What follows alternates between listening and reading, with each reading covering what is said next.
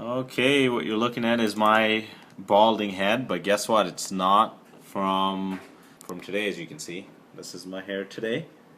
So don't be confused, don't be mistaken. I'm specifically doing this video now on minoxidil because a lot of people have asked me why do I believe so strongly in minoxidil. It's something people have asked me, and it's because when I went off it last year in 2013 from about March till about July 2013, I went off minoxidil. I lost a lot of hair. And luckily, I have the photos and the evidence to show people what happens when you go off minoxidil, and it's something I've always wanted to put together. And this is approximately 2 weeks before surgery when I stopped using Rogaine. This is before I ever had a hair transplant. So this is February 2013 pre-op. Okay, now just look at my hair and look at the changes after I stopped using Rogaine. Now this is, now you see I got a haircut. This is the actual date I backed out on the surgery with Dr. Sean Benham. This was, what happened is I was getting originally a strip procedure, and I decided not to go through with it. And I'm kind of glad I didn't. I know I've been debating recently if I should get strip or not. Everyone has now been advising me not to do strip, and after doing some more research on it, something I don't want to do. This is 2 weeks after I stopped using Rogaine. That's how my hair looks. Just pay attention to that.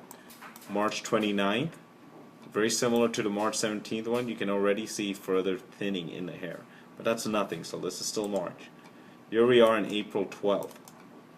This was a pretty cool day, but that's for a different story. Just look at the hairline still, April 12th. Here I am, May 8th now, okay? It's been 2 months, no Rogaine. You can see the front's really starting to thin out now. Now we're getting to May 13th.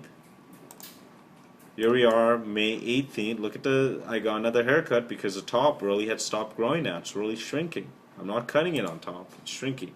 May 24th. This is my hair now, approximately 3 months without using Rogaine. Just look at the difference. People literally start coming up to me and saying, what the hell happened to you? May 30th. Look at my hair. I had to get another haircut just to compensate. It's gone. Hairline is gone. Now this is when I realized, holy crap, I need a hair transplant. I had lost too much hair in the past 3 months, where I was like, shit, I need a hair transplant. So I took some photos of my head again to submit to hair transplant doctors. Just to get their estimates, you know, like what do they suggest. Now these pictures are good because you get to see the crown of my head. So I still had hair even after stop using Rogaine. This is now June 11, 2013. Look at what happened to my hair without Rogaine. And I still hadn't been using it. That's the side of it. Just look at the difference right there. There's the other side. Now look at the crown. This is where I show more of the crown. That's the back of the head. There's the crown. Look at how much hair I still had on the crown. That's just June 2013. If you want to see the day before my surgery, I have that recorded on video on my YouTube. You're welcome to look at that. From June, this is my photo from June. You can see my hairline. Let me just bounce to August. This is when I had realized that I had re-met Dr. Benham in June. We had scheduled my hair transplant for the end of August, so September 1st pretty much. And for a FUE this time, about 2,000 grafts. And because I couldn't stand it, I realized, holy crap, I had lost a lot of hair just from stopping to use Rogaine. And around July is when I started using Rogaine again. In fact, if you look at my YouTube videos, you can actually see when I originally restarted using Rogaine and how bald I was as opposed to these photos in June. But what you guys don't see is my hair in Colombia. I think in my YouTube videos I even mentioned I went to Colombia and when I returned back from Colombia. And so here are the never before seen photos of me in Colombia. And you can just really see how bald I had gotten from just June alone. Yes, those are not photoshopped. How do you lose that much hair from June to August? No, I was not having a lot of stress. I was on vacation. I blame it on stop using minoxidil. So, there's just a few more in Colombia when I would take my hat off, even the rare occasions that I would. You can see hairline's completely gone. Crown completely gone. As you can see in that photo, crown gone. I was pretty much a bald man at that point. I went from a Norwood maybe 4 to a Norwood 6 in a matter of 4 to 5 months, as you can see in all these photos. And I was so eager and excited to finally get my hair transplant.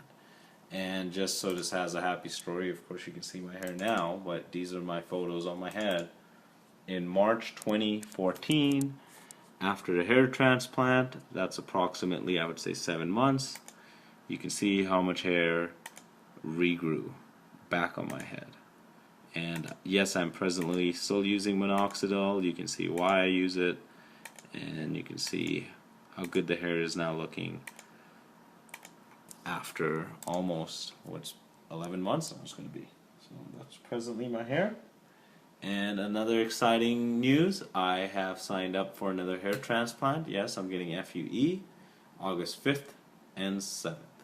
So stay tuned to that. I'm going to this time try to record more of the procedure. It's again with Dr. Sean Benham in Santa Monica, California. That's August 5th and 7th. The 7th is literally a day before my 30th birthday. I've been tempted to actually get a haircut recently. I know a lot of people are like, man, you gotta cut your hair, cut on the sides, the top will look bigger. Because I'm getting a hair transplant, I'm just gonna let it keep growing out. Maybe I might actually buzz cut it like a couple days or maybe a week before my hair transplant. I'll document that as I always do.